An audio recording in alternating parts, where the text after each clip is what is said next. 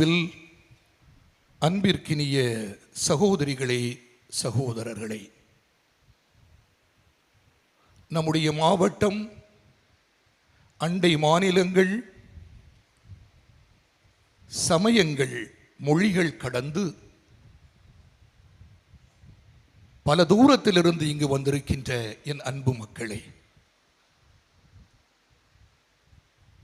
கேட்ட வரம் தரும் கோட்டாறு புனித சவேரியாருடைய பொறுப்பாதம் பட்ட இந்த அருமையான புண்ணிய பூமியில் ஆண்டாண்டு தோறும் நாம் கொண்டாடுகின்ற இந்த பெருவிழா நம்முடைய மாவட்டத்திற்கு மட்டுமல்ல, உலகளாவிய விதத்திலும் எப்பொழுதும் வியப்புக்கு உரியது. அலையலையாக ஆயிரம் ஆயிரம் மக்கள் அன்றாடம் கூடி வருகின்ற அற்புதமான ஒரு இடம். எனவே இந்த நாளில் நம்முடைய மிகுந்த வணக்கத்திற்கும் அதைவிட மேலாக வாஞ்சைக்கும் உரிய நம்முடைய ஞானத்தந்தை புனித பிரான்சிஸ் சவேரியாருடைய இந்த பெருவிழாவுக்கு வருகை தந்திருக்கின்ற உங்கள் அனைவரையும், உலகமனைத்தும் இருந்து ஊடக வழியாக இணைந்திருக்கும் அன்பர்களையும் உளமகிழ்வோடு வாழ்த்துகின்றேன். விழா நல்வாழ்த்துக்களை இனிதே தெரிவித்துக் கொள்கின்றேன். எத்தகைய விண்ணப்பங்களையும் விருப்பங்களையும் உள்ள வேண்டுதல்களையும் நம்முடைய உள்ளத்தில் இருத்தியும் சுமத்தியும் வந்து இருக்கின்றோமோ, அவை யாவற்றையும் புனித சவேரியார் தன்னுடைய ஆற்றல் மிகு பரிந்துரையினால் இறை தந்தையிடம் பரிந்து பேசி விண்ணக வரங்களையும் வளங்களையும் உங்கள் யாவருக்கும் தந்திட வேண்டும் என உளமாற ஆசிக்கின்றேன். உங்களோடு இணைந்து இறைவனை வேண்டுகின்றேன். அன்பு மக்களே, நம்முடைய ஆண்டவர் இயேசு கிறிஸ்தின் பிறப்பின் 2025 ஆண்டு அடுத்த ஆண்டாக மலர இருக்கிறது. இதனை நினைவு கூறும் விதத்தில்தான் நம்முடைய திருத்தந்தை பிரான்சிஸ் அவர்கள் இந்த 2025 ஆண்டை சாதாரண யூபிலியாக நாம் சிறப்பிக்க வேண்டும் என அன்போடு கேட்டுக்கொண்டிருக்கிறார். இந்த சாதாரண யூபிலி ஆண்டின் நமக்கென அவர் தந்திருக்கின்ற ஒன்றாக இருப்பது, இதை நம்பிக்கை ஆண்டாகவே நீங்கள் சிறப்பியுங்கள் என்பதாக அமைந்திருக்கிறார். உலகம் இந்த போர்களின் அச்சத்தினால் பீடிக்கப்பட்டிருக்கின்ற ஒரு காலச்சூழலில், பெருந்தொற்று கடந்து விட்ட பிறகும் பல நோய்களுக்கு ஆட்படுகின்ற காலச்சூழலில், வாழ்க்கையை இழந்து தவித்துக் கொண்டிருக்கின்ற வறுமை மாள் மக்கள் பெருகிக் கொண்டிருக்கிற காலச்சூழலில், சுற்றுச்சூழல்கள் எளிதாக கபலீகரம் செய்யப்படுகின்ற இக்காலச்சூழலில்,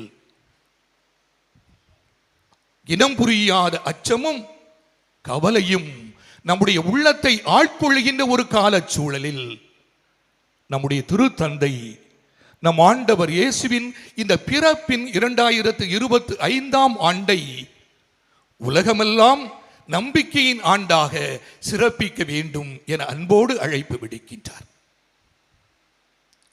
இந்த ஆண்டின் மைய சிந்தனையாக நாம் அனைவரும் எதிர்நோக்கின் திருப்பயணிகளாக இருக்க வேண்டும் என்ற ஒரு அறைகூவலையும் அவர் அழைப்பாக தருகின்றார்.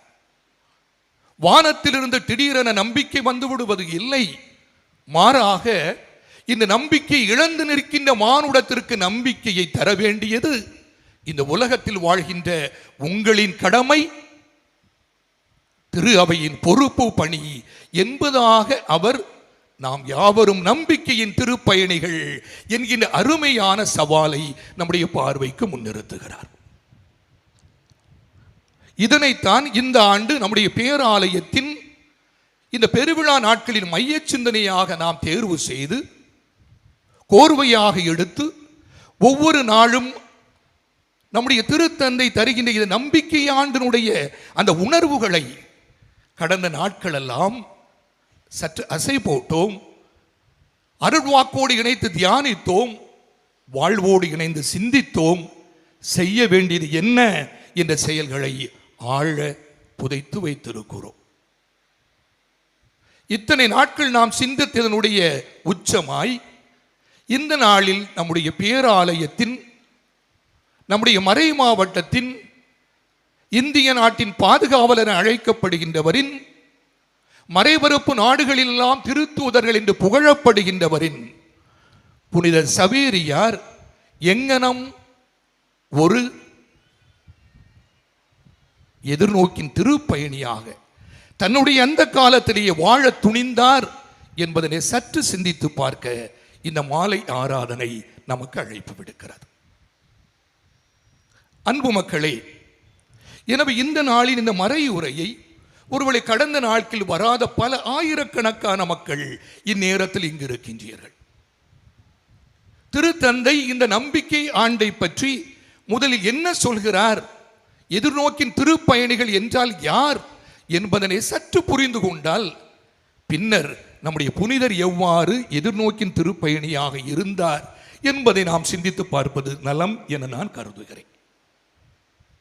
இந்த ஆண்டின் மே மாதம் 9ஆம் நாள் நம் ஆண்டவர் இயேசு கிறிஸ்துவுடைய விண்ணேற்ற பெருவிழா அன்று நம்முடைய திருத்தந்தை அடுத்த ஆண்டின் நம்பிக்கை ஆண்டிற்கான அறிமுகமான ஒரு ஆணை மடலை தந்தார்.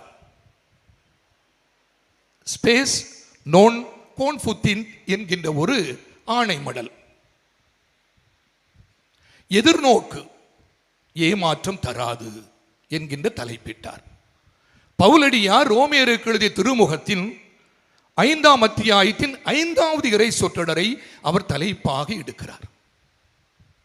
எக்கால சூழலிலும் காலங்கள் மாறிக்கொண்டிருந்தாலும் உலகம் தடன் புரண்டு சென்றாலும் எதிர்நோக்கு ஒருபோதும் ஏமாற்றம் தராது என்பதனை திருத்தந்தை தேர்வு செய்கிறார்.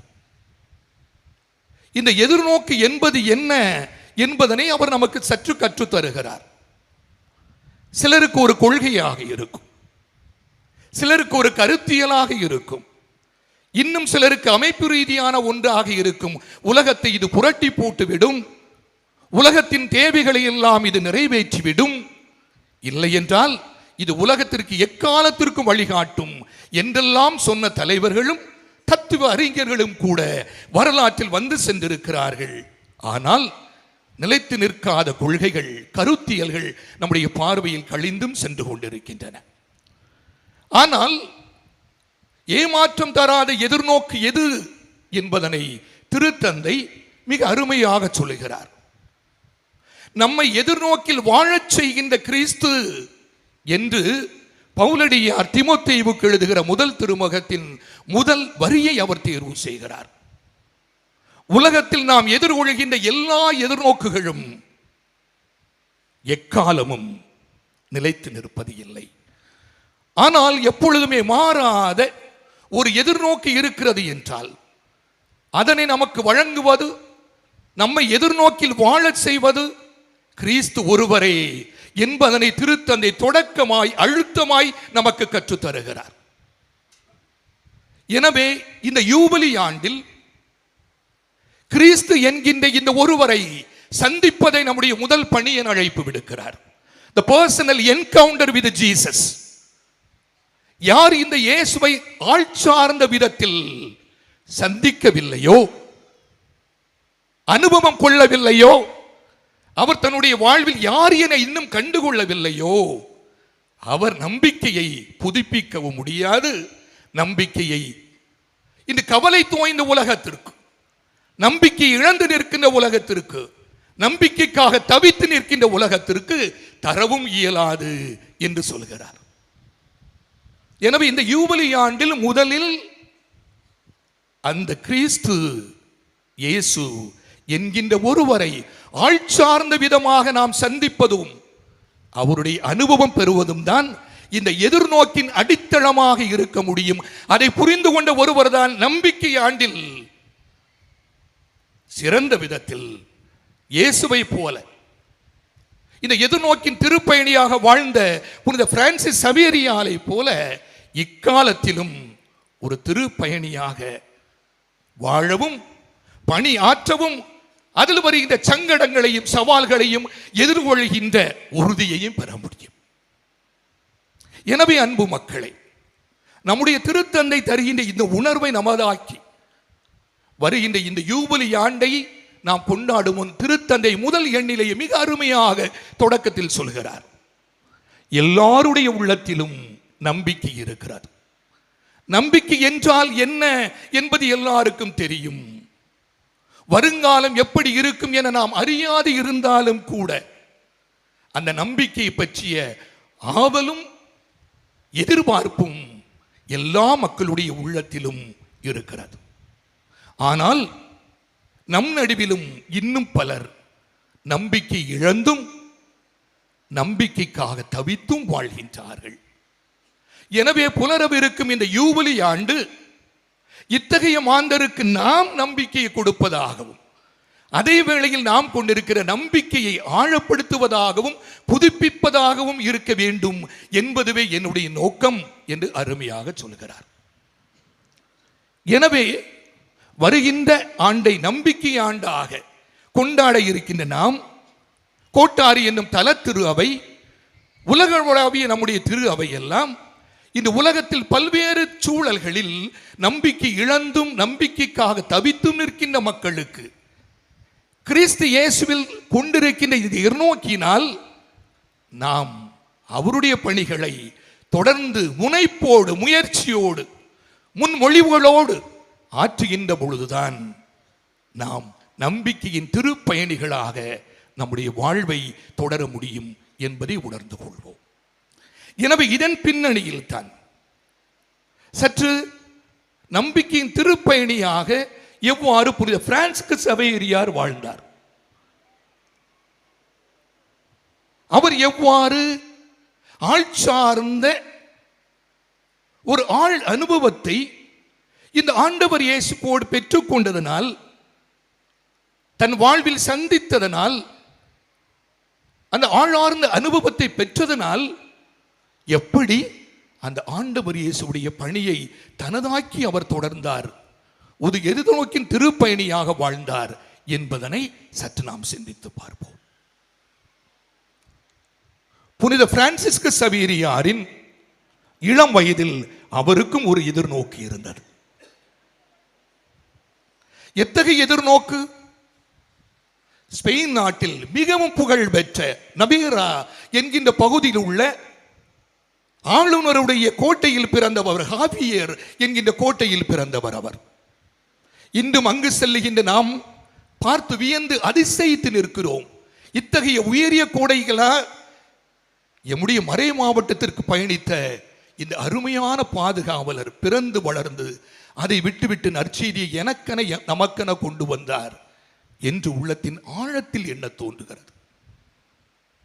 இத்தகைய உயரிய குடும்பத்தில் பிறந்து உலகத்தில் தலை சிறந்த பாரிசு பல்கலைக்கழகத்தில் பார்பரா கல்லூரியில் பயின்று அதுவும் உலகத்தில் சிறந்த விதமாக போற்றப்படுகின்ற தத்துவியல் துறையை கற்றுத் தேர்ந்து நான் இந்த பல்கலைக்கழகத்தில் தலை சிறந்த பேராசிரியராக உயர வேண்டும் என்பதுதான் என்னுடைய எதிர்நோக்கு என்று இளம் வயதில் கங்கணம் கட்டி கொண்டு வாழ்ந்த ஒருவர், அதற்கென தன்னுடைய வாழ்க்கையின் அனைத்தையும் இழக்க துணிந்த ஒருவர்.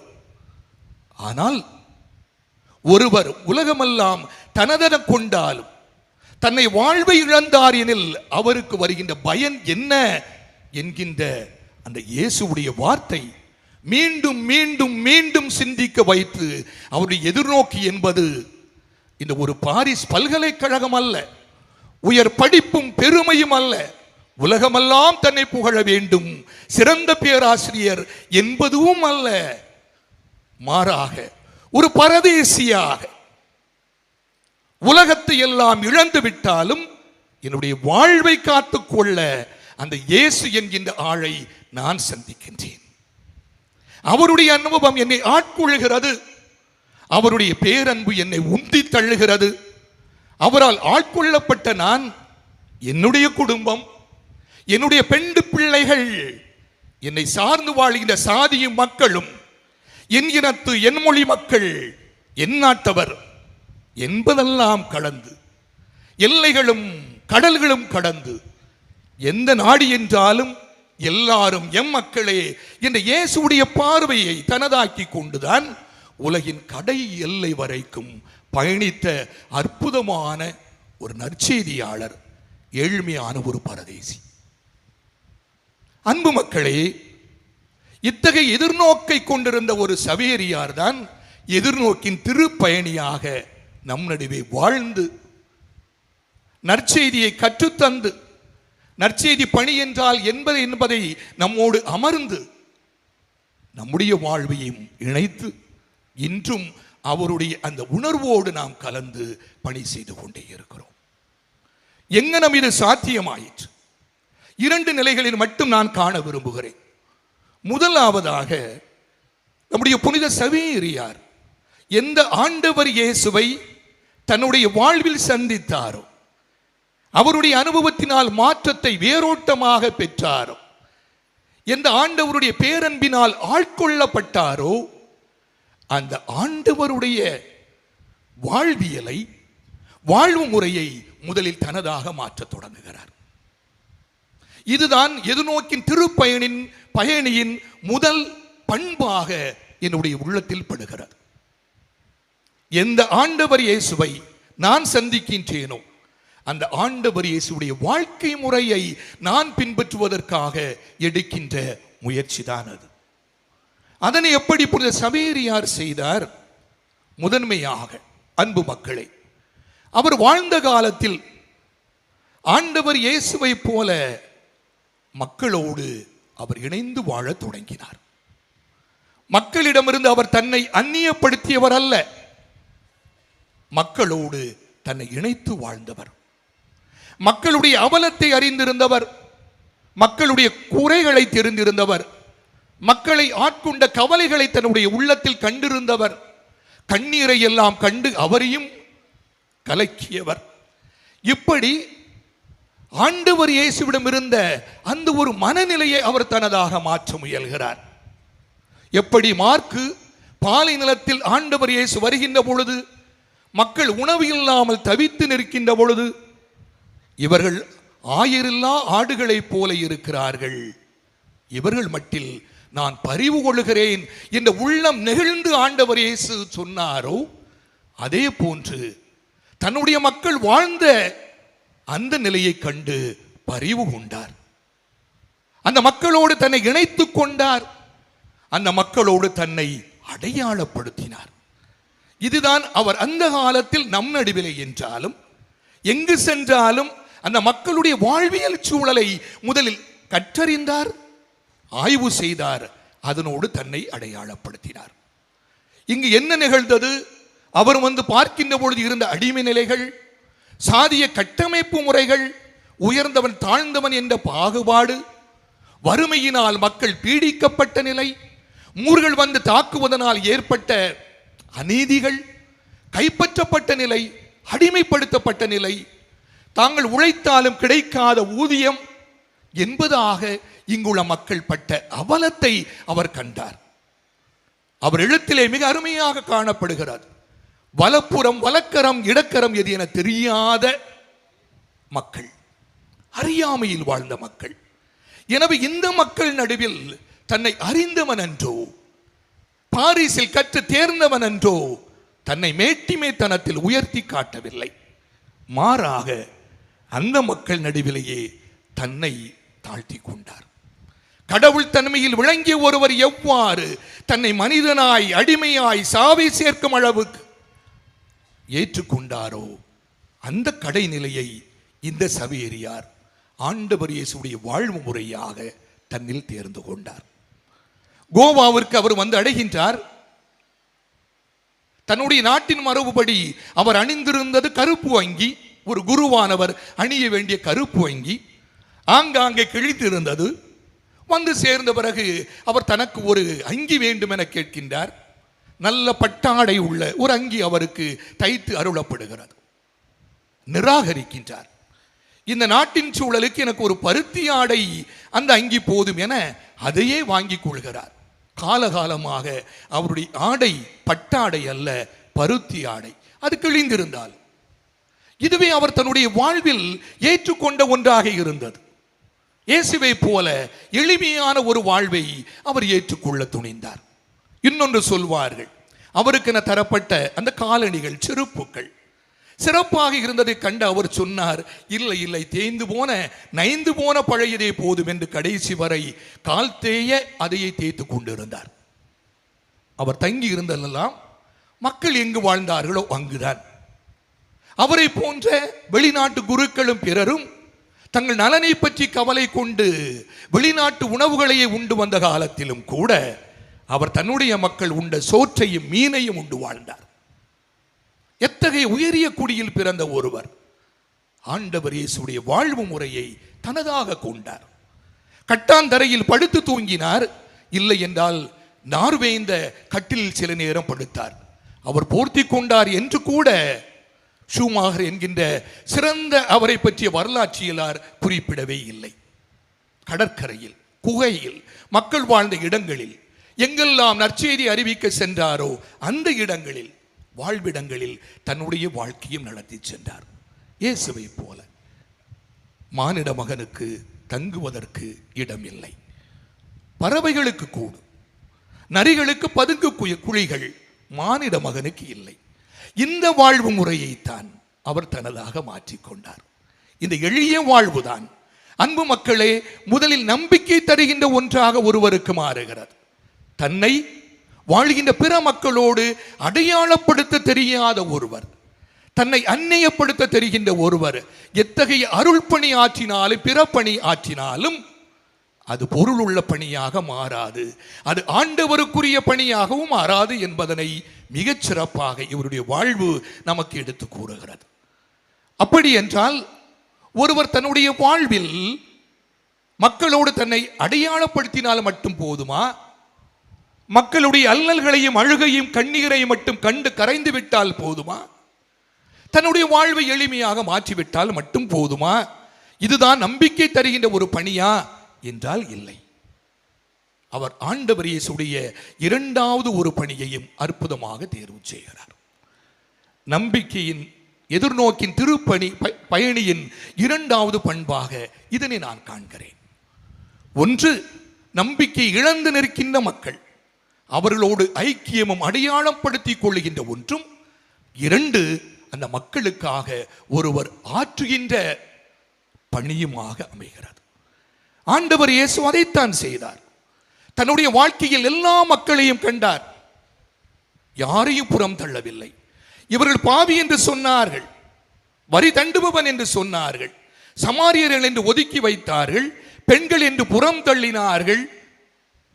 பேதங்களினால் சில மக்களை சமுதாயத்திலிருந்து விலக்கியும் வைத்தார்கள். ஆனால் மார்க்கு நற்செய்தி 2ஆம் அத்தியாயத்தின் லேவியரின் அழைப்பில் நாம் காண்பது போல பரிசேயர் சீடர்களை பார்த்து சொல்லுகிறார்கள், என்ன உங்களுடைய போதகர் இந்த பாவிகளோடும் வரி தண்டுகளோடும் பெண்களோடும் அவர் பழகி கொண்டிருக்கிறார், இணைந்து உண்டு கொண்டிருக்கிறார் என்று குற்றம் கண்டுபிடிப்பதில் தான் ஆண்டவருடைய பணியின் அழுத்தமும் ஆழமும் அடங்கி இருக்கிறார். அந்த ஆன்மீகம் அங்குதான் துணிக்கிறது. எம்மனிதனும் கடவுளுடைய பார்வையில் புறம் தள்ளப்பட வேண்டியவன் அல்ல.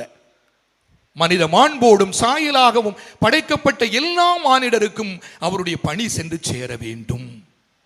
ஆண்டவர் செய்த இத்தகைய அற்புதமான பணிகளைத்தான் நம்முடைய பாதுகாவலர் சவேரியார் செய்ததன் மூலம் எதிர்நோக்கின் திருப்பயணியாக அத்தனை நூற்றாண்டுகளுக்கு முன்பே அவர் செய்து இன்றும் கற்றுத்தந்து கொண்டிருக்கிறார். காலத்தின் அறிகுறிகள் எவற்றை சுட்டி காட்டினவோ அத்தகைய பணிகளை தன்னுடைய வாழ்க்கையில் உணர்ந்து ஆண்டவர் இயேசுடைய பணியை தன்னுடைய காலத்தில் செய்து கொண்டிருந்தார். ஒரு சிலவற்றை நான் கடந்த ஆண்டுகளில் சொல்லி இருந்தாலும் கூட மீண்டும் சொல்லி நினைவுறுத்தவே விரும்புகிறேன். முதன்மையாக அவர் நம்முடைய கடற்கரை கிராமங்களில் பலவற்றில் பயணித்து நற்செய்தி அறிவித்தார் என்பது நமக்கு தெரியும். அவ்வப்பொழுது உள்நாடுகளுக்கும் சென்று வந்தார் என்பதும் நாம் நன்கு அறிந்த ஒன்றை. அது அவருடைய வரலாறாக நாம் என்றுமே அறிந்து கொண்டே இருக்கிறோம். சில ஆண்டுகளை நம்மிடம் வாழ்ந்தாலும் யாரும் செய்ய இயலாத வரலாறு கடந்து சென்றாலும் இன்னும் வியப்பளிக்கின்ற அற்புதமான நற்செய்தி பணியை ஆற்றியவர் அவர். அவர் வந்து பார்க்கின்ற பொழுது கிழக்கு கடற்கரை கிராமங்களில் அவர் ஒரு தலைமைத்துவத்தை காண்கிறார். ஏற்கனவே அங்க இருந்து கொண்டிருக்கிறது. பட்டம் கட்டிகள் என்று அழைக்கப்படுகின்ற ஒரு தலைமைத்துவம். ஒருவேளை அவருடைய பார்வையில் இது பெரிதென முதலில் பட்டிருக்கார். ஆனால் இந்த தலைமைத்துவத்தை அவர் ஏற்றுக்கொள்ள தொடங்குகிறார். மக்களை ஒருங்கிணைப்பதற்கு இவர்கள் பயன்படுவார்கள் என்று நம்புகிறார். அவர்களை சிறந்த தலைமைத்துவம் கொண்டவர்களை அவர் பயிற்சி அளித்து ஊக்கம் அளிக்கிறார், உடன் உழைக்க வைக்கிறார், நண்பர்களாகவும் மாற்றிக்கொள்கிறார். ஆனால் யாரெல்லாம் பேராசை கொண்டவர்களாகவும் குடிவெறிக்கு அவர்கள் அடிமையாகவும் ஒழுக்கமற்றவர்களாகவும் இருந்தார்களோ அவர்களை புறம் தள்ளுகிறார். எனவே நல்ல தலைமைகளை தேர்வு செய்து அவர் அந்த மக்களை ஒருங்கிணைப்பதற்காக தான் வாழ்ந்த காலத்திலேயே நல்ல தலைமைகளை அவர் உருவாக்குவதில் எடுத்த முயற்சி தான் அந்த காலத்திற்கேற்ற பணிகளாக நமக்கு இருக்கிறது. ஆண்டவர் இயேசு எவ்வாறு தன்னுடைய சீடர்களை 3 ஆண்டு காலமாக பயிற்றுவித்து, நீங்கள் இனி வருகின்ற காலத்தில் எனக்கு பின் தலைவர்களாக இந்த திரு அவையை உலகத்திற்கு வழிகாட்ட வேண்டும் என்று சொன்னாரோ அதன் அடி ஒற்றி அதே போன்று இன்னொரு வகையில் தன்னுடைய காலத்திற்கேற்ற தலைமை இதுவாக இருக்க முடியும் என்று அன்று நினைத்திருக்கிறார். அதே வேளையில் அவர் எண்ணி பார்க்கிறார், தான் சந்தித்த மக்கள் மேற்கு கடற்கரை கிராமங்களில் இன்னும் இருக்கிறார்கள் என்று அறிந்து தான் இனி செய்ய இயலாது என்று ஒரு நிலை வந்தால் அவர் மான்சலாவுக்கு கடிதம் எழுதுகிறார். எப்படி? தன்னுடைய சகோதரன் உடன் பயணியாள், எனவே நான் வர இயலாது என்றாலும் நீ இத்தகைய திருவிதாங்கூர் பகுதியில் வாழ்கின்ற நம்முடைய மக்களுக்கு நீ முதலில் கணக்கப்பிள்ளை என்கின்ற ஒரு அமைப்பை உருவாக்க வேண்டும். அவர்கள் என்ன செய்வார்கள்? ஆலயத்தில் அருள் பணியாளர் குருக்களுக்கு உதவி செய்வார்கள். அவர்கள் மக்களை ஒருங்கிணைப்பார்கள், மறைக்கல்வியை போதிப்பார்கள். யாரெல்லாம் அந்த பங்கிலே நோயுற்றிருந்தால் அந்த மக்களை பற்றி தங்களுடைய குருக்களுக்கு அவர்கள் அறிவிப்பார்கள். எனவே சில தலைமைகளை உருவாக்கி இந்த மக்கள் பொறுப்போடு செயல்படுவதற்கு கற்றுத்தந்தவர் அவர். மெலிஞ்சி என்கிறதை உருவாக்குகிறார். இன்று அது ஏதோ குழுவுக்குரியை போல ஒரு வார்த்தை மாறிவிட்டது. ஆனால் அன்று அவர்கள் மதிப்புக்குரிய ஒருவராக இருந்தார்கள். ஏனென்றால் மறைக்கல்விக்காக பிள்ளைகளை சேர்க்க வேண்டிய கடமை அவர்களுக்கு இன்னும் மறைக்கல்வி ஆசிரியர்கள் உள்ளே வந்து விட்டார்கள். ஆக தான் வாழ்ந்த காலத்திலேயே கடவுளுடைய பணியை மக்களுக்கு ஆற்றுவதற்கு, ஒருங்கிணைப்பதற்கு அவர் தந்த அற்புதமான ஒரு அமைப்பு முறை. இன்று வடிவங்கள் மாறலாம், ஆனால் பங்கேற்பு அமைப்பாக இன்று அமைந்து கொண்டே இருக்கின்றன. இரண்டாவது, அவர் கண்ணுறுகிறார். கல்லாமை, அறியாமை, மக்கள் நடுவில் குல நிலையில் சாதியினால் படிப்பறிவில்லாத மக்கள், வலப்புறம் இடப்புறம் அறியாத இந்த மக்களுக்கு தான் அறியாத மொழியை கடைசி வரைக்கு தமிழில் தடுமாறினார் கூட என்று குறிப்பிடுகிறார்கள். ஆனால் அவர் கற்றுத்தந்து கொண்டே இருந்தார். தான் இல்லாத பொழுது என்ன செய்வது? 1544ஆம் ஆண்டு டிசம்பர் திங்கள் 18ஆம் நாள் நாளிடப்பட்ட அந்த கடிதத்தில் மான்சிலாவுக்கு எழுதுகிறார், நான் இல்லை இங்கு, ஆனால் நீ செய்ய வேண்டியது ஒன்று. ஒவ்வொரு முறையும் உனக்கு 150 பணம் தரப்படுகிறது. அதிலிருந்து நீ என்ன செய்ய வேண்டும்? அங்குள்ள சிறாருக்கு ஒரு சிறிய கல்விக்கூடம், கல்விச்சாலை அமைத்து அவர்களுக்கு தகுந்த ஆசிரியரை நியமித்து இயன்றவர்களை கற்றுத்தர வேண்டும். உனக்கு தருகின்ற இந்த தொகையிலிருந்து ஈடாக கொடு, சந்திக்கின்ற பொழுது நான் தந்து விடுகிறேன். எவ்வளவு பரிவுள்ள இதயம்!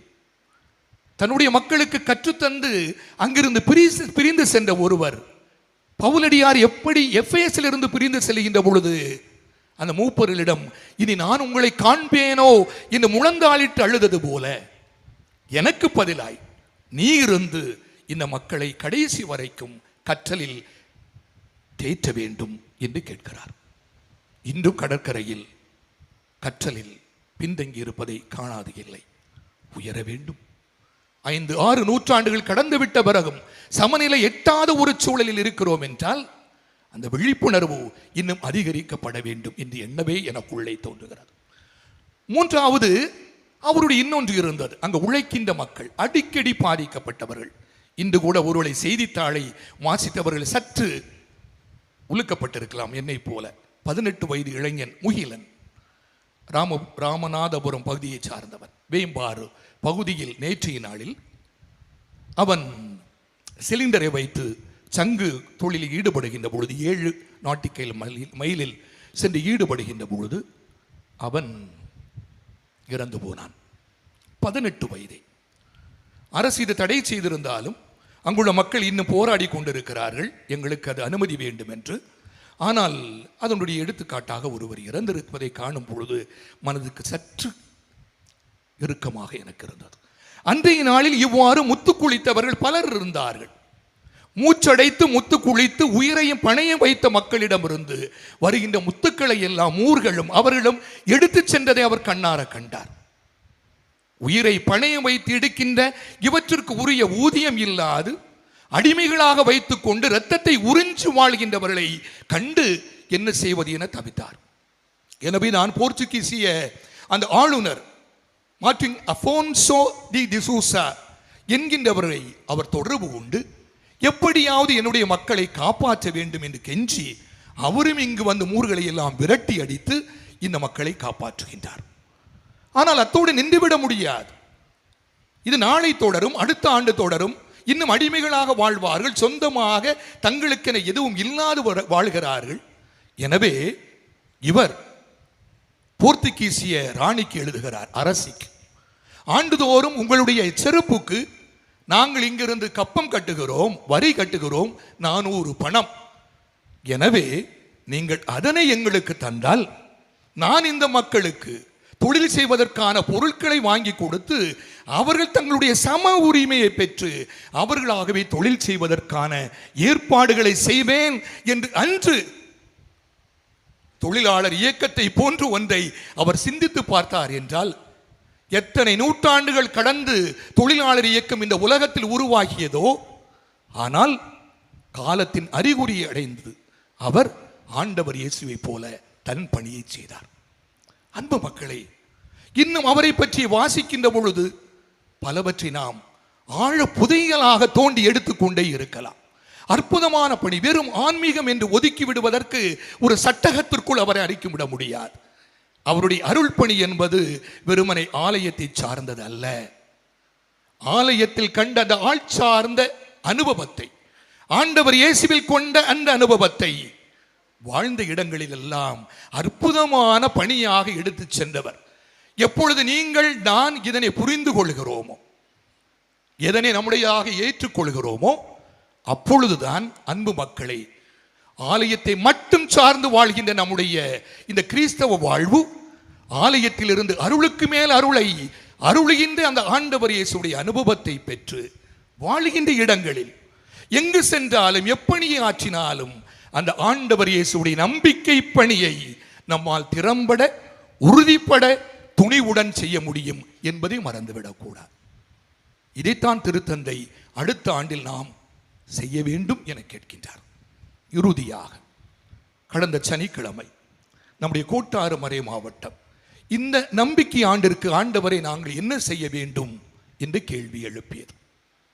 நம்முடைய மறை மாவட்டத்தின் எல்லா பங்குகளிலும் செயல்படுகின்ற ஒன்றாக இருப்பது அல்லது எல்லா தலத்திரு அவைகளிலும் நரம்பு மண்டங்களாக வியாபித்து இருப்பது எல்லாம் அருள் பணி குழுக்கள்.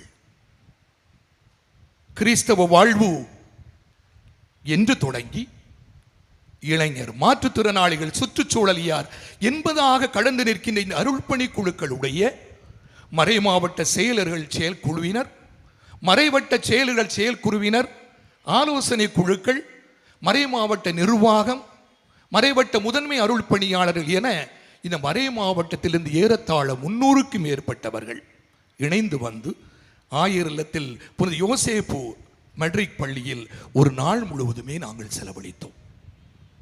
எவ்வாறு வருகின்ற இந்த நம்பிக்கை ஆண்டில் கடவுள் விரும்புகின்ற வழியில் இந்த மறை மாவட்டத்தில் நம்பிக்கையை நாம் புதுப்பித்துக் கொள்வதற்கும் அந்த நம்பிக்கையை பிறருக்கு கொடுக்கவும் நம்பிக்கை இழந்து நிற்கின்ற நம்முடைய மக்களுக்கு நற்பணி ஆற்றவும் வேண்டும் என ஆண்டவரிடம் கேட்கின்றோம். இந்த திட்டமிடுதல் இன்னும் தொடங்க வேண்டும், தொடரவும் வேண்டும் என இந்த மாதத்தில் தீர்மானித்திருக்கிறோம். ஆண்டவருடைய உடனிருப்பு, நம்முடைய மறை மாவட்ட பாதுகாவலர் புனித பிரான்சிஸ் சவேரியாருடைய பரிந்துரை நம்மோடு இருக்கின்ற பொழுது இத்தகைய அருள் பணிகளை ஆர்வத்தோடு அர்ப்பணத்தோடு நாம் அனைவரும் ஆற்றுகின்ற பொழுதுதான் நம் ஆண்டவர் இயேசு கிறிஸ்து பிறந்த 2025 ஆண்டின் யூபிலி நம் அனைவருக்கும் மிகுந்த மகிழ்ச்சியையும் அதேவேளையில் நம்பிக்கையையும் தவித்து நிற்கின்ற எல்லாருக்கும் மீண்டும் வாழ்வுக்கான உத்தரவாதத்தையும் அதற்காக நாம் உழைக்கின்ற வலிமையையும் ஆற்றலையும் கடவுள் அருள வேண்டுமென வேண்டுவோம். நமக்கென நம்முடைய புனிதர் பரிந்து பேசுவதன் வழியாக நிறை ஆசி என்றும் நம்மோடு இருப்பதாக.